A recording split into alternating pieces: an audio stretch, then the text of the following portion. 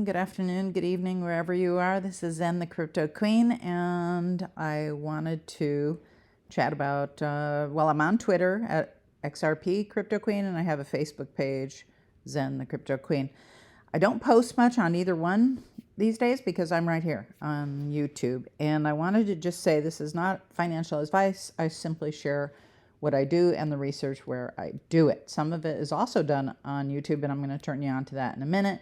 But I wanted to chat about XRP News Today and also just what's happening in the markets. Let's take a look at that first.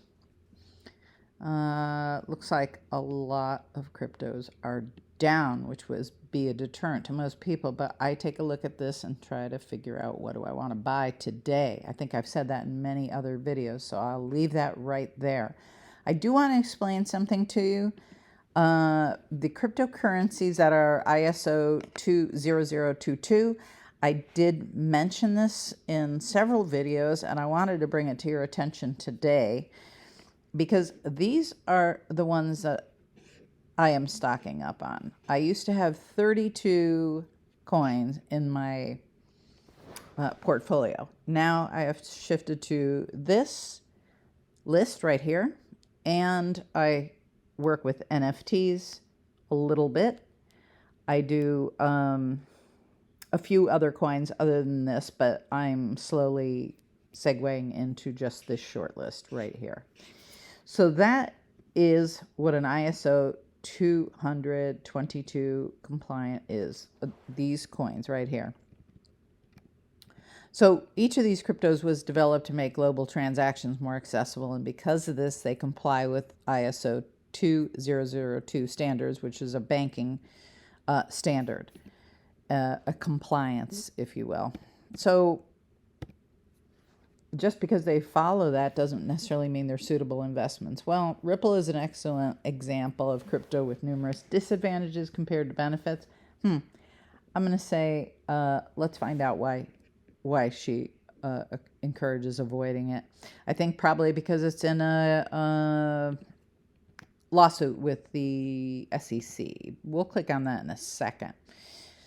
What's the impact we'll have around the world? Well, I think we'll be segueing from the use of SWIFT in banking. If you've ever moved large amounts of money for cross-border payments, I used to live in Singapore. We used to move money back to the United States to take care of some things monthly. SWIFT was very slow, kind of an oxymoron there.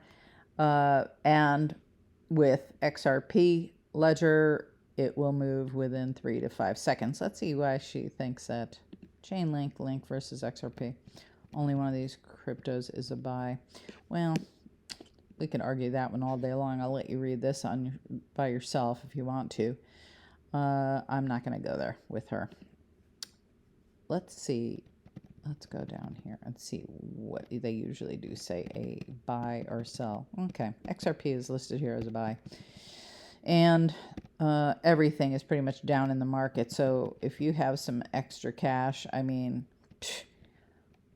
all these right here, but get yourself, just my opinion, not financial advice, all the X's that are on that list of ISO, I think will serve you in the future. XLM, XDC, XRP. The only one here that I do not have, just full disclosure, is Quant, but I plan on going on KuCoin and getting myself some, so maybe I'll make a video about how to buy on KuCoin. If that's something you'd like to see, leave me a comment and I'll get on that. So here, what is this? Oh, this is Swift. Yeah, okay. Interesting. Swift.com/standards/ISO-20022 standards. This is some interesting reading, and I think that you will see it's been in progress and been used for a long time. So look at that. Okay, here we go. Worldwide adoption. And I think this is where we're segueing to. And people tell me all the time, I don't understand cryptocurrency? Well, the thing is that with this going on in the background for ISO20022, did you ever hear of that before? Did you ever hear of SWIFT? I mean, most of the people that I speak to on one-on-one sessions have never even heard of SWIFT. So how would you even know when they segue over to cross-border payment things that are better for you, like XRP, when it finishes up this stupid case with SEC? Well, you'll likely know because money will move faster, but other than that, it won't change the way that you do things, okay? I just wanted to play just a minute of this, and I'll post this link in the description below.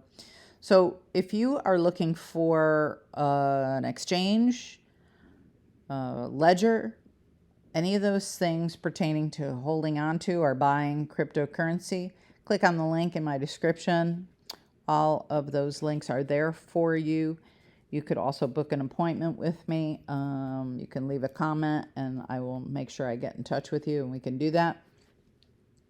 There's a button to do that. I did enjoy this because what to do when XRP retires you. There's a lot of speculation about where XRP will go, and right now it's at what, 34 cents, so it's a bargain by any rate. So not financial advice, but I've been buying up because a nice big bag of that can serve me well over the next years. And this guy gets into what to do when XRP retires you and how to handle your money and taxes. So I highly suggest watching this video. And one of the things that I liked about it is that he talks about taxation, especially if you are a U.S. citizen. There are ways. This is not tax evasion, but tax avoidance of being overtaxed for your money. He just likes to talk about probably what other big money people do in the United States that don't hold crypto. Okay, so I'm going to put this link in the description for you to watch. As you can see, it's only an 8-minute video, so I'm going to leave that right there, and let's get back to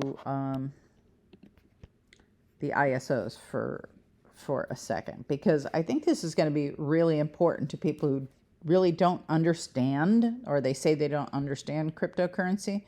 They're probably thinking of trading, and that's scary. Trading stocks is scary. So I would suggest just zeroing in on some of these coins, all of them, and maybe a few others. If you'd like to discuss that, again, you can book a one-on-one session with me. And just buy and hodl. That's hold on for dear life, and just keep it on a ledger offline.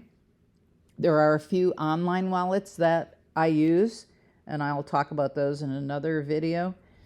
So yeah, you buy, hold, put it on your ledger, and you move it to an exchange when you're ready to off-ramp some cash. That's what this man calls it. On-ramping is when you're buying in. Off-ramping, that's Lewis Jackson, is when you're cashing out, but you can also keep it in crypto and borrow against it. This is definitely worth a listen.